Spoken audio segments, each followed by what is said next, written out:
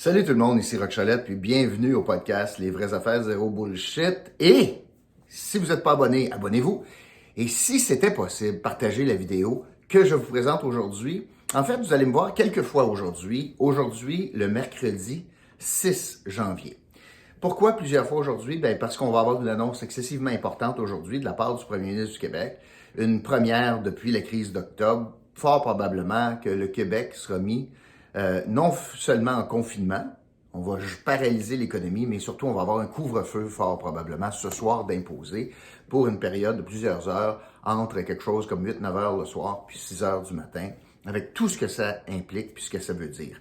Alors, je vous dis tout de suite, je reviendrai aujourd'hui vous parler, suite à l'annonce du premier ministre, je vais vous donner mes commentaires, mes impressions suite à l'annonce du premier ministre. Mais pour l'instant, je veux un peu mettre la table à ce qui peut se produire ce soir. On apprenait donc que le premier ministre va annoncer un confinement plus généralisé de 3 ou 4 semaines, un couvre-feu, puis des mesures plus sévères.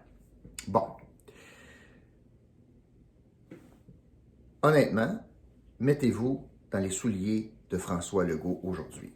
C'est pas une job facile. Peu importe qu'on soit d'accord avec lui, qu'on soit en désaccord avec lui, qu'on pense qu'il exagère, qu'on pense qu'il n'est pas assez sévère, qu'on pense qu'il est injuste, qu'il est incohérent, peu importe dans quel camp vous logez, reconnaissons que c'est toute une job aujourd'hui. C'est tout un fardeau, une responsabilité. Puis il n'y a pas beaucoup de gens, comme vous, comme moi, qui ont la couenne assez dure pour faire ce travail-là. Donc, peu importe, en jaugeant, en soupesant les pour, les contre, les options, honnêtement, M. Legault, là, peu importe qui ferait le travail de premier ministre, c'est tout un fardeau, toute une responsabilité aujourd'hui sur les épaules du premier ministre du Québec. M. Legault, ce matin, quand il est arrivé au bureau, je vais faire l'image suivante. Il a 4 tiroirs. Il avait 4 tiroirs sur son bureau. Il a ouvert un premier tiroir. Qu'est-ce qu'il voit dans le tiroir? En fonction de la décision de ce soir. Il voit une pandémie hors contrôle au Québec. Il voit que les chiffres augmentent, que les cas, écoute, on a dépassé le 2000 par jour, que c'est le résultat probablement de la semaine de Noël, que les décès augmentent.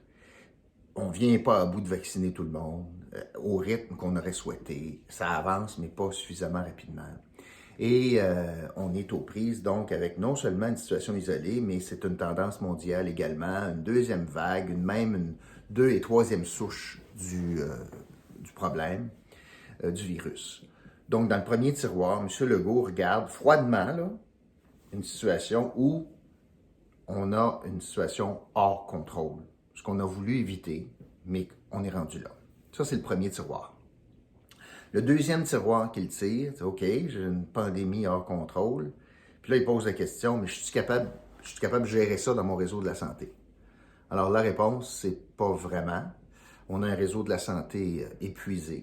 On a un réseau de la santé qui ont de la misère écoute, on a plus de 1200 hospitalisations en lien avec la COVID. On a demandé aux hôpitaux d'avoir plus de lits de soins aigus, là, de soins intensifs.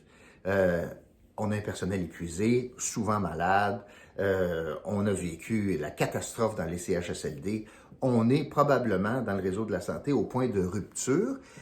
À cela s'ajoutent tous les cas où on a dit, vous autres, vous allez attendre. Le délestage. Ça veut dire quoi, ça, du délestage? Ça veut dire que en théorie, là, je t'ai rendu à t'opérer toi, je vais être obligé de te repousser parce que je suis pas capable, mon réseau n'est pas capable de te soigner, d'avoir un lit pour toi, puis le personnel pour toi. Je suis pas capable de... À moins que ta vie soit en danger immédiatement, si t'es un inconfort à 7 sur 10, tu vivras avec.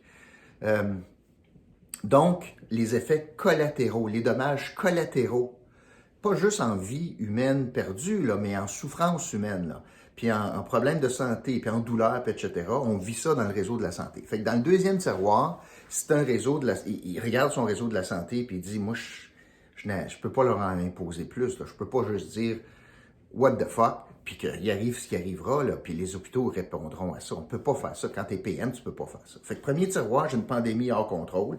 Il ouvre un deuxième tiroir, ça c'est le réseau de la santé, qui a de la misère. J'ouvre mon troisième tiroir. Et là, c'est le tiroir de l'économie. C'est le tiroir de l'économie. Et là, il sait très bien que ça a été difficile au printemps. C'est difficile pour certains secteurs. Je pense à la restauration, au secteur touristique. C'est tough.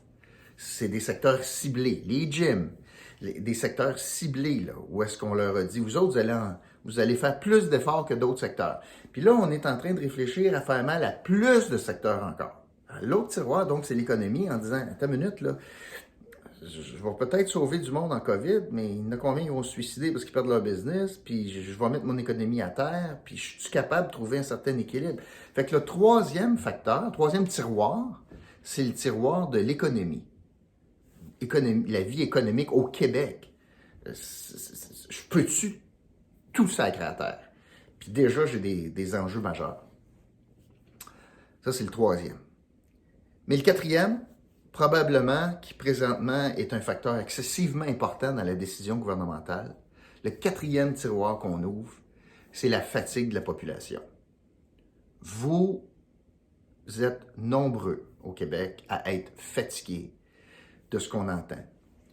Puis c'est normal, là, des mesures, des contraintes, des critères, des conditions, des empêchements, les masques, puis le 2 mètres. Puis on est dans une situation où il y a beaucoup d'incohérences. Je reviendrai. Puis là, les gens sont tannés. Là. Puis là, dans le fond, ils se disent même, j'en parlais hier, écoute, c'est hors contrôle, puis on a toutes sortes de maudites mesures. Peut-être que c'est parce que c'est pas ça la solution. Peut-être que ça n'a pas de bon sens. Ça, c'est l'autre facteur, la fatigue de la population. Et il y a tous ceux aussi qui sont dans un 20% de la population qui ne croient pas à ça, là, qui vont argumenter que c'est pas vrai, que de toute façon, ce monde-là mourrait pareil, que ça ne change rien que ce qu'on va faire, que c'est exagéré au Québec, que and on, puis tu sais, and on, là, que les complotistes, les anti-masques, les gens qui doutent qu'il y a 2000 nouveaux cas par jour, que le personnel est épuisé, que les hôpitaux sont au bord de la rupture, qu'on peut faire quelque chose pour diminuer la propagation. Il y en a qui pensent ça, puis il y en a de plus en plus qui sont vocales, qui sont très vocaux dans cette prise de position-là, puis c'est des gens qui défient l'autorité, puis que, tu sais, on vit avec ça, là. Puis on est en démocratie, puis c'est correct, là, d'avoir une opinion contraire. J'en sais quelque chose. C'est correct d'être sceptique, puis de questionner, puis de demander des comptes. Pas de problème avec ça.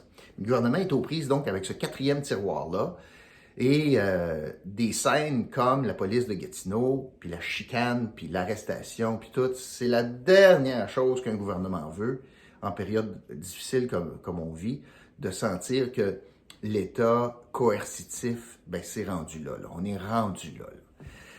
Cela étant dit, 4 tiroirs, pas facile ce matin pour François Legault, puis il devra affronter une meute journalistique qui n'est pas excessivement agressive, je dois dire, à Québec présentement.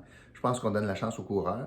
Puis il y a aussi les oppositions qui semblent beaucoup collaborer avec les décisions gouvernementales. Donc, il est aux prises avec des tiroirs pas évidents, puis il y aura une décision importante à prendre ce soir qui va affecter beaucoup de monde, là, positivement, négativement, mais c'est pas beige, là. On n'est pas dans le beige, là. On est dans le rouge, on est dans le noir, on est dans les couleurs là, très vives.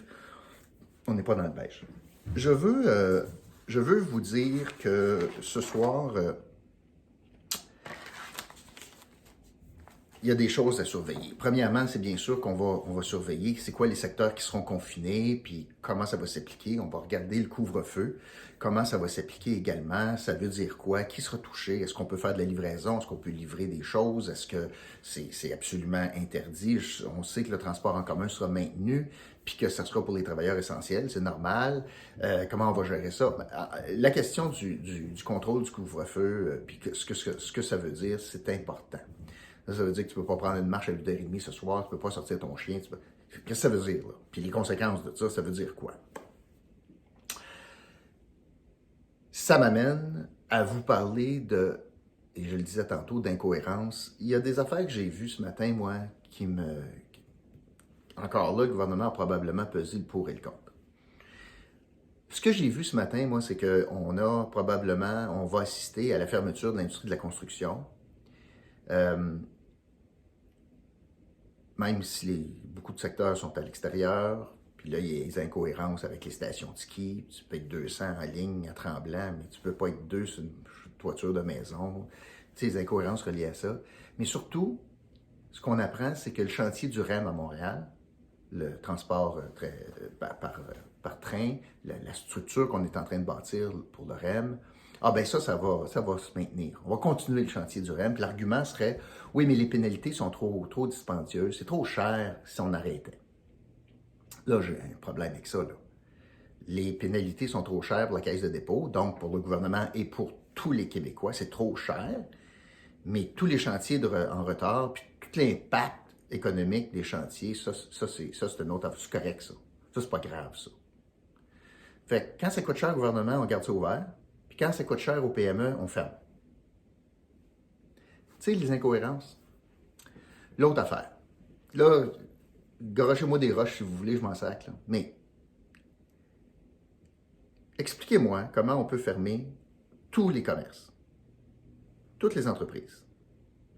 Mais le Canadien de Montréal, la Ligue junior majeure du Québec, puis les productions télé vont être maintenues. Expliquez-moi ce qui est essentiel dans une game de hockey au Centre Bell, Canadien Calgary, mettons. Qu'est-ce qui est essentiel? Est-ce que les Olympiques jouent à Chicoutimi? Puis qu'est-ce qui est essentiel? Est-ce qu'on puisse faire un tournage de District 31? Vous allez me répondre, ça divertit le monde. C'est une soupape. Vous avez raison. Tout à fait. Vous avez tout à fait raison. Mais c'est injuste. Et que le gouvernement dise, moi, je veux avoir ma soupape, parce que là, le monde va s'arracher les cheveux, au même titre que la SQDC puis la SAQ. Alors, je veux maintenir la soupape, parce que là, ça a plus de bon sens. Bien, expliquez-moi pourquoi la soupape des gyms n'est pas ouverte. Expliquez-moi pourquoi on ferme toutes sortes de choses, mais on ne ferme pas District 31 Saint-Plateau pour un mois. C'est ces incohérences-là. Il n'y a pas personne qui va chialer parce qu'il voit District 31. Là, moi aussi, j'aime ça. Là. J'aime ça. Sauf que, en termes de gouvernement, à un moment donné, il faut que tu sois conséquent dans tes affaires. Puis là, à moins que M. Legault dise ce soir, si j'écoutais la santé publique, je fermerais le plateau District 31. Mais je sais que vous méritez ça parce que vous allez vous évader en écoutant ça. Fait que j'ai maintenu ça, puis je vais prendre le risque. Tu sais? L'autre chose, en lien avec un peu ça, moi, mes amis chez Saint-Amour, Benoît puis Valérie, bon, on a fermé leur boutique. Ils ont fermé au printemps, là, ils sont fermés 2 semaines, puis là, ils vont fermer un autre mois, puis écoute, et tu pourrais limiter à 3 personnes dans le commerce, là. Mais tu fermes ça. Mais qu'en est-il des entrepôts qui livrent des produits achetés sur le web? Et Amazon de ce monde? Combien pensez-vous qu'il y a d'employés qui travaillent dans l'entrepôt Amazon pour distribuer des biens achetés sur le web? 100? 50? 150? 200? Pourquoi je garde ça ouvert? Pourquoi je garde un entrepôt qui livre sur le web ou qui livre des produits achetés sur le web? La propagation, ça n'a rien à faire avec le mode d'achat. Ce sont 200 dans l'entreprise. Alors, 200 chez Amazon, mais je ferme 3 chez Benoît Saint-Amour. Toi, Benoît, tu ne peux pas être 3 dans la boutique, mais toi, Amazon, tu peux être 200 dans l'entrepôt. Pouvez-vous m'expliquer ça? Tu sais, c'est ça, là, que le monde, quand je parlais du tiroir de la fatigue de la population, la fatigue populationnelle, c'est que c'est là que tu dis, voyons, comment ça se fait? C'est en quoi c'est nécessaire que le Canadien, là, c'est du monde de Calgary qui vont débarquer à l'aéroport, qui arrive de Calgary. Il n'y a pas de spectateurs, je comprends ça, mais combien d'employés vous pensez que ça prend pour faire marcher le Centre Bell? Demain matin, les équipes de hockey, juste les équipes de hockey, les journalistes, les caméramans, les préposés au Centre Bell, juste ça, là. Combien vous pensez que ça prend de monde? Ça, cette entreprise-là, c'est correct. Celle-là, c'est correct. Mais Benoît Saint-Amour, à 3 dans le commerce, lui, c'est pas correct. Comprenez-vous? C'est là que tu dis, voyons, comment on arrive à ça? Puis là, l'argument, ouais, mais je divertis la population. En tout cas, ce soir, je vais beaucoup regarder ça. Puis je vous le dis, je vais revenir commenter après avoir, dans le fond, connu l'ensemble des mesures qui vont être imposées à partir, je pense, de samedi. Alors, merci d'avoir écouté, merci d'avoir été là. Je vous retrouve un peu plus tard aujourd'hui, donc après le point de presse de François Legault. Merci de vous abonner, merci de partager, puis on se retrouve après le point de presse. Salut tout le monde!